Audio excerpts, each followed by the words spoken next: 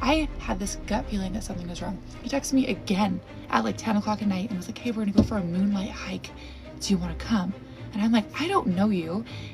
No, what? I'm in the woods by myself camping. I hear somebody outside of my truck just creeping around and I like jolt up. Usually when I hear things like this, it's nothing. And I look out, there's a figure of a man outside of my window in the woods, and he doesn't have a light on. He's not saying anything. I just hear him trying to get into the cab of my truck. The things that women have to go through sometimes, like, they blow my mind because there's so many like intricacies about being a woman that I would never understand. But sometimes I get like a glimpse into that world and I'm always like horrified because I couldn't handle it. I'm not conditioned to handle it. I'm not socialized to handle it. I cannot handle the things that women have to endure at the hands of men. I just can't, right? I don't walk around afraid of men. I'm not leery of men. I got my head on a swivel. That's a trauma response to growing up in the hood and growing up poor and around a lot of violence, mainly at the hands of men. But I do, I got that, but I generally don't walk around like afraid of men. Like I'm not worried about men. You know what I'm saying? Like I have that luxury. I'm not worried about men. I get to just be, I get to exist in the world. I get to walk around. I get to walk down dark alleys all by myself. Like think about it like this. Like even in good neighborhoods, like I live in a really good neighborhood, right? Um, my wife would still be somewhat concerned about walking alone at a certain time in my neighborhood. And again, my neighborhood is like very, very, very, very safe. Very safe. Extremely safe. Like I cannot tell you how safe it is. I don't think I can explain it to you. But she would still like be like, I will walk around this mug at any point in time, any day or not. I don't care. I can walk outside my neighborhood. I can walk down the street on the busy street. Like I'm not worried about it at all. Right. And my wife she has to be concerned about it. She would be. She is. It's just things like I don't think about stuff. I'm not worried about like traveling by myself, none of that stuff. Right. But when you listen to the horror stories that women have to, that women experience, I don't know how you can't feel empathy. I don't know how you can't feel like, wow, like, I'm so happy I don't have to go through that. But also simultaneously, that's terrible that you as a woman do have to go through that type of stuff.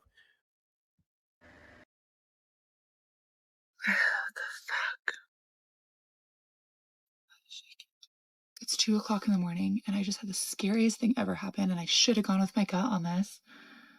This kid, I'm so confused right now. This kid and his girlfriend were next to me at the river earlier. They seemed harmless. They were probably like in their mid to late 20s. And they didn't say anything to me at all the entire time I was next to them. And then all of a sudden they lost this ring. And the guy kept coming back, like hiking all the way back to where I was, like 3 different times. And so I was helping him look for this ring. And I asked him, like, hey, do you want me to take down your number? I'm gonna be here just in case I find the ring. And I asked him this like 3 times, and he kept saying no and like insisted that I hide it somewhere random, which seemed so weird because the ring seemed sentimental, and I just had this feeling that something was off. And then 2 hours later, he texts me, hey Katie, thanks for helping us later, or helping us earlier. Do you want me to can we come over later to your campsite and have drinks? And I was like, literally, like, did I have a stroke? Like, I was like, sorry to like get this, sorry, but like, how did you get my phone number? And he was like, it was on the back of your rig. No, it's not. How did you know what rig I drive? Literally, I swear to God, we never talked about it. My phone number's not on the back of my rig. And he's like, oh, I saw your Instagram handle. I called my best friend. Can you get my phone number from my Instagram? She's like, no. I checked, no. Okay, I had this gut feeling that something was wrong. He texted me again at like 10 o'clock at night and was like, hey, we're gonna go for a moonlight hike. Do you wanna come? And I'm like, I don't know you. No, what? I just had this gut feeling that I needed to leave here, but I was like, they're so young. Like, and then just now, this no, what? The most diabolical group of men are the men between the ages of 18 and 30. That's the scariest group of men. Those are the men that are most likely to commit acts of violence against you. So yeah, that should have tipped you off. I'm just saying that for anybody that thinks like that too, that thinks like, oh, they're so young. Yeah, that's a red fucking flag. 18 to 25, 30, whatever. Red flag. Red flag. Like, I don't know you. It's no, what? I just had this gut feeling that I needed to leave here, but I was like, they're so young. Like, and then just now, this motherfucker, I literally wake up like, no, there's no, I just hear somebody out. I'm in the woods by myself camping. I hear somebody outside of my truck just creeping around, and I like jolt up. Usually when I hear things like this, it's nothing. And I look out, there's a fucking figure of a man outside of my window in the woods, and he doesn't have a light on. He's not saying anything. I just hear him trying to get into the cab of my truck. And I was like, hey, what the fuck are you doing? And he's like, is this Katie? I fell in the river. I need a towel. Why didn't you say anything? Why am I waking up to hearing you creeping around my truck in the pitch black without making yourself known? And he just ran. He like ran away. Sorry. Hey, Jay-Z got a song where he say, I'm sorry, actually, Biggie, he stole it from Biggie, but squeeze first, ask questions last. That's the first thing that came to my mind when she said that. Squeeze first, ask questions last. That's how most of these so-called gangsters pass. For real. Shout out to Biggie for that line, because yes, for the ladies. Yeah. Squeeze first, ask questions last. In the dark, I don't care. Head top. Aim for the head top. Sorry, and ran away. Sorry? You weren't trying to. No. You're sorry you got caught. I just texted the number they texted me from, and I was like, dude, you do not roll up on some girl's campsite who's alone in the middle of the woods at 2 o'clock in the morning. You're lucky you didn't just get yourself. If you're watching this right now because for some reason you found me on social media and this is what this is all about, what the hell? I will actually, that would not have ended well for you. That was so weird. You know how scary it is to like look out your window and see a figure of a man staring through your window? I'm saying if I was her, all I'm saying is, that's it. Because I know she got that thing. I know she got that thing on her. The way she talked, when she said that wouldn't have ended well for you, she talking about that thing. That's all. Next time, I'll just, please. Okay, I just want to answer this question before this all goes away, hopefully soon. I knew how homeboy had gotten my number like an hour after this happened, but I didn't want to say anything about it because I couldn't fix it because I was locked out of the account. I have fixed it. It was on my business account, you guys. It's not groundbreaking information. This man didn't go to the ends of the earth to try to get my phone number. If you have a business and it's separate from like your personal social media accounts, you probably have your phone number attached to that business. Is that to say that he didn't have to make some sort of an effort to find it? No, he obviously did. But weirder things have happened. He wasn't a member of the CIA to figure this out. I have my Instagram handle on the back of my truck, okay, on the back of my camper. And then he obviously went to my Instagram from there and then somehow figured out that I have a business. I'm not gonna say what it is. I have a business. He found my business and then went to the contact information, boom, phone number. Groundbreaking. So think about that. Okay. Also, you guys, the cops aren't going to do anything about this. They don't care. Not to absolve the police. They wouldn't care anyway, right? But there's really not much they can do. If you think about it, you know what I'm saying? Like if you think about it from a legal standpoint, there's not much that they can do, and that sucks. But that's just the reality.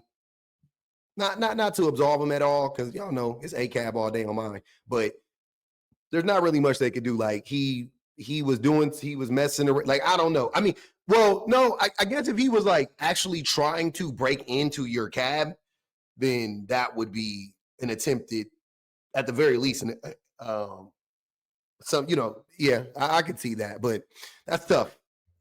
That's a tough thing to prove, yeah.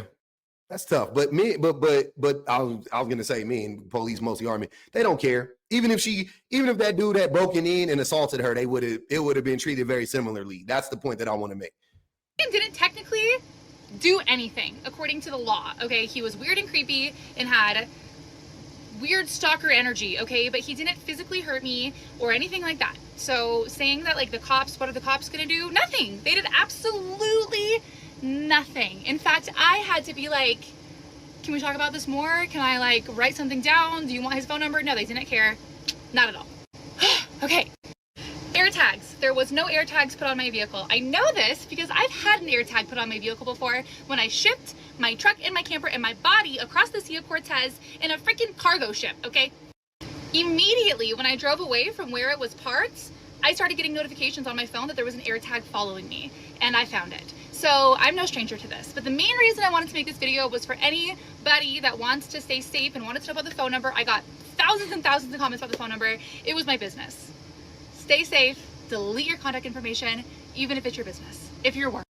Yeah, the male loneliness epidemic makes more and more sense every day, because what the hell is wrong with us? What are y'all doing? Men are just creeps, just creepy, very creepy, very dangerous. And that's why I never give in to the idea of like, oh, it's only a small percentage of men. And da, da, da, da, da. Why do so many women have these stories? If it's such a small percentage of men, why do so many women have these stories? So many women, children, small girls. Why do they have these stories? Being a woman is terrifying because I just thought I was having the most wholesome interaction with like two old men here in Italy. Okay. And my Italian isn't great. Okay. But I do speak Spanish, so it translates fairly well. And we're having a nice little conversation. And then the guy asked me, oh, what room are you at? At the Mazzo, because there's only one Mazzo here where I'm staying. There's only one. He's like, what room? I was like, surely I didn't understand. Surely you're not asking me what room I'm in. No, he was asking me what room I'm in. And I said, oh, I'm sorry. I don't understand. No, understand. Don't understand. And he's like, ah, you're here alone. And I said, no. I'm here with 5 men. Actually, in fact. I'm here with 5 men and a million dogs. Not here alone. And then I have to walk a kilometer back to the Mazda along the road. And I heard them driving up behind me. I heard them. And they slowed down and they offered me a spot in their car. And I was like, no, thanks. I don't want to die today. Thanks. Did she just so happen? This is what I'm saying about these, before, again, because I already know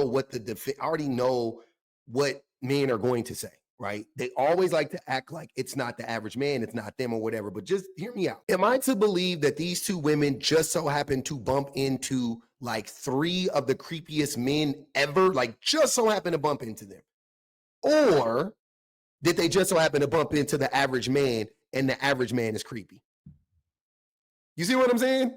That's like me, my brain instantly goes, oh man, like men are creepy. Like that's instantly how my brain computes all of this stuff. I'm like, yeah, men are, wow, that's crazy, right? I don't look for reasons to absolve men. I don't look for reasons to like distance myself from men and be like, I'm not creepy, whatever. I just lump all men in together because I understand that it is probably the majority and not the minority. And my instant takeaway from all of this is like, wow, men are so creepy. And damn, look how crazy it is to be a woman, like instantly. But y'all's brains go, most men's brains goes, oh, no, not me. Oh, no. Because it's you. It's, you don't hold men in the highest of esteems. Most men don't. Most men don't hold men in the highest of esteems. So explain to me why you are so quick to defend men in these instances, right? When you're the same man who would tell his daughter, men are creepy, stay away, I'm gonna pull up with a shotgun to your prom, yada yada yada, right? Like you know that about men. But then all of a sudden, when women tell their stories about men, and we're just talking about the average man, all of a sudden, oh, no, that's the extreme version of man. That man doesn't exist. I've never met that man. Not my circle, not my friends. Never happened to me. Not my problem. Like, make it make sense. I know how weird dudes are. I know how weird men can be. The average man is strange, is weird. The average man doesn't understand consent. The average man has coerced a woman into sleeping with him. So on and so on and so on. That is the average man. So why would I put it past the average man to stalk a woman? Like lightly stalk a woman like the first guy did? Or why would I put it past, some old creepy men in a foreign country, right? to try to take advantage of a foreign woman in a foreign country traveling alone? Why would I put it past him? The same men that will plow a woman with drinks, hoping she gets so inebriated that they can take advantage of her later on that night. That's the average man. Everything I'm describing is the average man. These are not extreme versions of men. Is the average man Bill Cosby? Yes. I was going to say no, but then I thought about it because I just said the average man will plow a woman with drinks and hopes that she gets so inebriated that he can take advantage of her later. What's the difference between that and Bill Cosby offering women Quaaludes? He used to offer them Quaaludes back in the day, by the way. They used to take them willingly. Sometimes he would slip them in their drinks if they didn't take them, but they also took them willingly. And when they got too inebriated, then he would take advantage of them. What's the difference? Because you don't, Quaaludes too far. Now you're just cheap. Because I know dudes who used to carry little Altoid boxes around with E in there and give them to girls back in the day. In the club, give them to the girls back in the day. Boop. Give them a blue dolphin. You guys remember blue dolphins? They used to pop them, give them a blue dolphin. Yeah, or a pink dolphin. No, it was a blue dolphin. It was a blue dolphin. Yeah, I think that's what the pill was called. And back in, it could have been a pink or a blue, whatever. But yeah, I remember that. I remember seeing dudes doing that in the club. You were just cheap and broke. That was the only reason why you didn't do it. They didn't do the men that did that I've seen do it. They didn't actually do the D-rugs themselves, but they always had them on deck. Even Drake spoke about it in the song. In the club's going up on a Tuesday.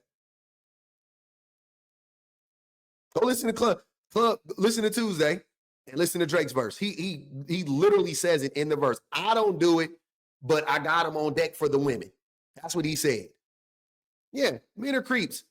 Men are creepy as hell.